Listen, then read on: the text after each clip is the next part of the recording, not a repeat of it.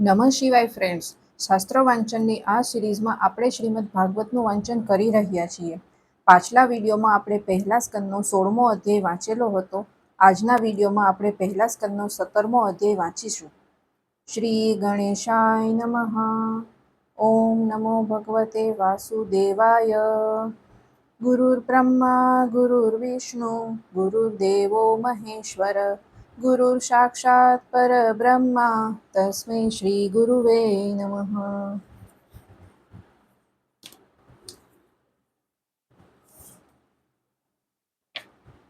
17મો અધ્યાય. મહારાજ પરીક્ષિતે કરેલું કળિયુગનું દમન. સૂતજી કહે છે, હે શૌનકજી, ત્યાં પહોંચીને રાજા પરીક્ષિતે જોયું કે એક રાજવેશધારી શૂદ્રે હાથમાં દંડો લીધેલો છે અને ગાય તથા બળદની એક જોડને એવી રીતે પીટતો રહ્યો છે કે જાણે તેમનો કોઈ માલિક છે જ નહીં. તે શ્વેત રંગનો બળદ કમળતંતુની જેમ એક પગે ઊભેલો ધ્રુજી રહ્યો હતો અને શૂદ્રની મારપીટથી પીડિત અને ભયભીત થઈને મૂત્રત્યાગ કરી રહ્યો હતો. ધર્મ ઉપયોગી દૂધ, ઘી વગેરે હવિષ્ય પદાર્થો આપનારી તે ગાય પણ વારંવાર શૂદ્રના પગોની લાત ખાઈને અત્યંત દીન બની રહી હતી. એક તો તે જાતે જ દુબળી પાતળી હતી અને બીજું તેનું વાછરડું પણ તેની પાસે ન હતું. તેને ભૂખ લાગી હતી અને તેની આંખોમાંથી આંસુ વહી રહ્યા હતા. સુવર્ણ જડિત રથ પર ચઢેલા રાજા પરીક્ષિતે પોતાનું ધનુષ્ય ચડાવીને મેઘ જેવી ગંભીર વાણીથી તે શૂદ્રને લલકાર્યો. અરે, તું કોણ છે? આ બધા મારા શરણમાં છે. તું બળવાન દેખાય છે અને મારા રાજ્યના આ દુર્બળ પ્રાણીઓને બળપૂર્વક કેમ મારી રહ્યો છે? તે નટની જેમ વેશ તો રાજા જેવો બનાવી રાખ્યો છે, પણ કર્મથી તો તું શૂદ્ર જ જણાય છે. અમારા દાદા અર્જુન સહિત ભગવાન શ્રી કૃષ્ણ પરમધામમાં પધારી ગયા છે, તેથી તું આ પ્રમાણે કરી રહ્યો છે? આ રીતે નિર્જન સ્થાનમાં નિર્દોષો પર પ્રહાર કરનારો તું અપરાધી છે, તેથી વધને પાત્ર છે. તેમણે ધર્મને પૂછ્યું, કમળની નાળ જેવો તમારો શ્વેત વર્ણ છે, 3 પગ નહીં હોવા છતાં પણ તમે એક જ પગે હરો ફરો છો. આ જોઈને મને ઘણું દુઃખ થઈ રહ્યું છે. બતાવો, તમે બળદના રૂપમાં શું કોઈ દેવતા છો? અત્યારે આ ભૂમંડળ કુરુવંશી રાજાઓના બાહુબળથી સુરક્ષિત છે. એમાં તમારા સિવાય અન્ય કોઈ પણ પ્રાણીની આંખોમાંથી શોકના આંસુ વહેતા મેં જોયા નથી. હે ધેનુપુત્ર, હવે તમે શોક ન કરો. આ શૂદ્રથી નિર્ભય થઈ જાઓ. હે ગાય માતા, હું દુષ્ટોને સજા કરનારો છું. હવે તમે રડો નહીં, તમારું કલ્યાણ થાઓ. હે દેવી, જે રાજાના રાજ્યમાં દુષ્ટોના ઉપદ્રવથી સઘળી પ્રજા ત્રસ્ત રહે છે, તે મદોન્મત્ત રાજા કીર્તિ, આયુષ્ય, ઐશ્વર્ય અને પરલોક નષ્ટ થઈ જાય છે. રાજાઓનો પરમ ધર્મ એ જ છે કે તેઓ દુઃખીઓના દુઃખ દૂર કરે. આ મહાદુષ્ટ છે અને પ્રાણીઓને દુઃખી કરનારો છે, તેથી હું અત્યારે જ આને મારીશ. હે સુરભીનંદન, તમે તો 4 પગવાળા જીવ છો. તમારા 3 પગ કોણે કાપી નાખ્યા છે? શ્રી કૃષ્ણના અનુયાયી રાજાઓના રાજ્યમાં કદી કોઈ પણ તમારી જેમ દુઃખી ન થાવો. હે વૃષભ, તમારું કલ્યાણ થાવો. બતાવો, તમારા જેવા નિર્દોષ સાધુઓનો અંગભંગ કરીને ક્યાં દુષ્ટે પાંડવોની કીર્તિમાં કલંક લગાડ્યું છે?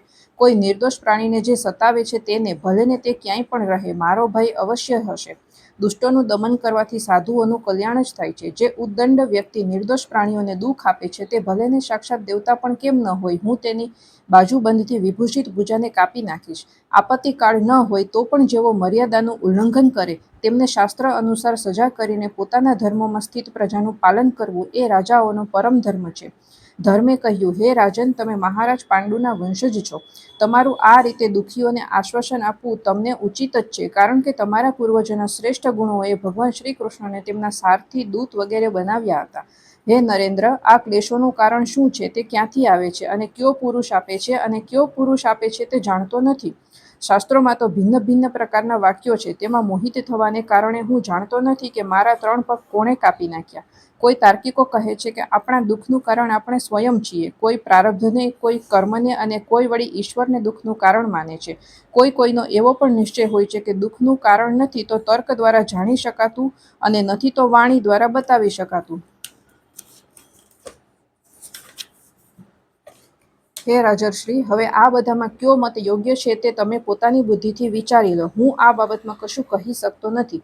સૂતજી કહે છે, હે ઋષિ શ્રેષ્ઠ શૌનકજી, ધર્મનું આ પ્રવચન સાંભળીને સમ્રાટ પરીક્ષિત ઘણા પ્રસન્ન થયા અને તેમનો ખેદ ટળી ગયો. તેમણે શાંત ચિત્તના બનીને તે ધર્મને કહ્યું.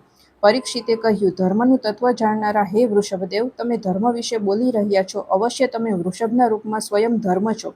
પોતાને દુઃખ આપનારનું નામ તમે એ માટે નથી બતાવ્યું કે અધર્મ આચરનારને જ નરક વગેરે મળે છે, તે જ નામ સૂચવનારાને પણ મળે છે. અથવા એ નિશ્ચિત સિદ્ધાંત છે કે પ્રાણીઓના મન અને વાણી વડે પરમેશ્વરની માયાનું સ્વરૂપ વર્ણવી શકાતું નથી. હે ધર્મદેવ, સતયુગમાં તમારા 4 ચરણ હતા: તપ, પવિત્રતા, દયા અને સત્ય. આ સમયે અધર્મના અંશ એવા ગર્વ, આસક્તિ અને મદથી 3 ચરણ નષ્ટ થઈ ચૂક્યા છે. અત્યારે તમારું માત્ર 4થું ચરણ સત્ય જ બચ્યું છે. તેના જ બળ પર તમે જીવિત છો. અસત્યથી પુષ્ટ થયેલો આ અધર્મરૂપી કળિયુગ તેનો પણ કોળિયો કરી જવા માંગે છે. આ ગાય માતા સાક્ષાત પૃથ્વી છે. તેનો ઘણો ભાર ભગવાને ઉતારી દીધો હતો અને આ તેમના ભરપૂર સૌંદર્ય વેરનારા ચરણ ચિહ્નોથી સર્વત્ર ઉત્સવમય બની ગઈ હતી. પરંતુ હવે આ સાધ્વી પૃથ્વી અભાગણીની જેમ આંખોમાં પાણી ભરીને એવી ચિંતા કરી રહી છે કે ભગવાન તો મને છોડીને ચાલ્યા ગયા અને હવે બ્રાહ્મણદ્રોહી શૂદ્રો રાજાનો સ્વાંગ રચીને મને ભોગવશે. મહારથી પરીક્ષિતે આ પ્રમાણે ધર્મ અને પૃથ્વીને સાંત્વના આપી. પછી તેમણે અધર્મના કારણરૂપ કળિયુગને મારવા માટે તલવાર ઉપાડી. કળિયુગ જાણી ગયો કે આ તો હવે મને મારી જ નાખવા ઈચ્છે છે. તેથી તેણે ઝટપટ પોતાના રાજચિહ્નો ઉતારી નાખ્યા અને ભય વિહ્વળ થઈને તેણે તેમના ચરણોમાં પોતાનું માથું મૂકી દીધું. પરીક્ષિત ઘણા યશસ્વી, દીનવત્સલ અને શરણાગત રક્ષક હતા. તેમણે જ્યારે કળિયુગને પોતાના પગમાં પડેલો જોયો તો કૃપા કરીને તેને માર્યો નહીં, બલકે હસતા હસતા તેને કહ્યું. પરીક્ષિત બોલ્યા, જ્યારે તું હાથ જોડીને શરણે આવી ગયો છે, ત્યારે અર્જુનના યશસ્વી વંશમાં જન્મેલા કોઈ પણ વીર તરફથી તને કોઈ ભય નથી, પરંતુ તું અધર્મનો સહાયક છે. તેથી તારે મારા રાજ્યમાં બિલકુલ રહેવાનું નથી.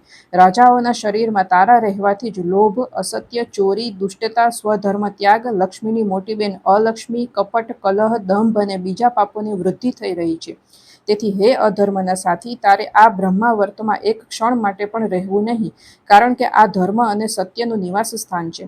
આ ક્ષેત્રમાં યજ્ઞ વિધિના જ્ઞાતા મહાત્માઓ યજ્ઞો વડે યજ્ઞપુરુષ ભગવાનની આરાધના કરતા રહે છે. આ દેશમાં ભગવાન શ્રી હરિ યજ્ઞો રૂપે નિવાસ કરે છે. યજ્ઞો વડે તેમની પૂજા થાય છે અને તેઓ યજ્ઞ કરનારાઓનું કલ્યાણ કરે છે. તે શરૂઆતમાં ભગવાન વાયુની જેમ સમસ્ત ચરાચર જીવોની અંદર અને બહાર એક રસ સ્થિત રહીને તેમની કામનાઓ પૂરી કરતા રહે છે. સૂતજી કહે છે, પરીક્ષિતની આ આજ્ઞા સાંભળીને કળિયુગ ધ્રુજી ગયો. યમરાજની જેમ મારવા માટે ઉદ્ધત હાથમાં તલવાર ધારણ કરી રહેલા પરીક્ષિતને તે કહેવા લાગ્યો. કળીએ કહ્યું, હે મહારાજ, હું જોઉં છું ત્યાં ધનુષ્ય બાણથી સજ્જ આપ જ દેખાવો છો. તેથી આપ મને આજ્ઞા કરો ત્યાં હું રહીશ. તેથી હે ધાર્મિક શિરોમણી, તમે મને એવું સ્થળ બતાવો કે જ્યાં હું તમારી આજ્ઞાનું પાલન કરતો રહીને સ્થિર થઈને રહી શકું. સૂતજી કહે છે, કળિયુગની પ્રાર્થના સ્વીકારીને રાજા પરીક્ષિતે તેને 4 સ્થાન આપ્યા: દ્યુત, મદ્યપાન, સ્ત્રીસંગ અને હિંસા. આ સ્થાનોમાં અનુક્રમે અસત્ય, મદ, આસક્તિ અને નિર્દયતા, આ 4 પ્રકારના અધર્મ નિવાસ કરે છે. તેણે બીજા પણ સ્થાન માગ્યા ત્યારે સમર્થ પરીક્ષિતે તેને રહેવા માટે એક બીજું સ્થાન સુવર્ણ આપ્યું. આ રીતે કળિયુગના 5 નિવાસ સ્થાન થયા: અસત્ય, મદ, કામ, વેર અને રજોગુણ. પરીક્ષિતે આપેલા આ જ સ્થાનોમાં અધર્મના મૂળ કારણભૂત કળી તેમની આજ્ઞાઓનું પાલન કરતો રહીને રહેવા લાગ્યો. તેથી આત્મકલ્યાણની કામના કરનાર મનુષ્યે આ 5 સ્થાનોનું ક્યારેય સેવન કરવું જોઈએ નહીં. ધાર્મિક રાજાએ, પ્રજાવર્ગના લૌકિક નેતાએ અને ધર્મ ઉપદેશ કરનારા ગુરુઓએ તો આમનો ખૂબ સાવધાનીપૂર્વક ત્યાગ કરવો જોઈએ. આ પછી રાજા પરીક્ષિતે વૃષભરૂપી ધર્મના તપસ્યા, શૌચ અને દયા એ 3 ચરણ જોડી દીધા અને પૃથ્વીને પણ આશ્વાસન આપીને સંવર્ધન કર્યું. તે જ મહારાજા પરીક્ષિત આ સમયે પોતાના રાજ્ય સિંહાસન પર વિરાજમાન છે કે જે તેમના પિતામહ મહારાજ યુધિષ્ઠિરે વનમાં જતી વખતે તેમને આપ્યું હતું. તે પરમ યશસ્વી, સૌભાગ્યશાળી ચક્રવર્તી સમ્રાટ રાજર્ષિ પરીક્ષિત આ સમયે હસ્તિનાપુરમાં કૌરવ કુળની રાજ્યલક્ષ્મીથી શોભાયમાન છે. અભિમન્યુ સૂત રાજા પરીક્ષિત વાસ્તવમાં એવા જ પ્રભાવશાળી છે. ધર્મને 4 પગવાળો કર્યો, પૃથ્વીને આશ્વાસિત કરી, સંવર્ધિત કરી અને કળિયુગને દંડ આપીને તેના સ્થાનને મર્યાદિત કર્યું. જેમના શાસનકાળમાં તમે આ દીર્ઘકાલીન યજ્ઞ માટે દીક્ષિત થયા છો. 17મો અધ્યાય અહીં સમાપ્ત થાય છે. ઓમ નમો ભગવતે વાસુદેવાય. રાધે રાધે.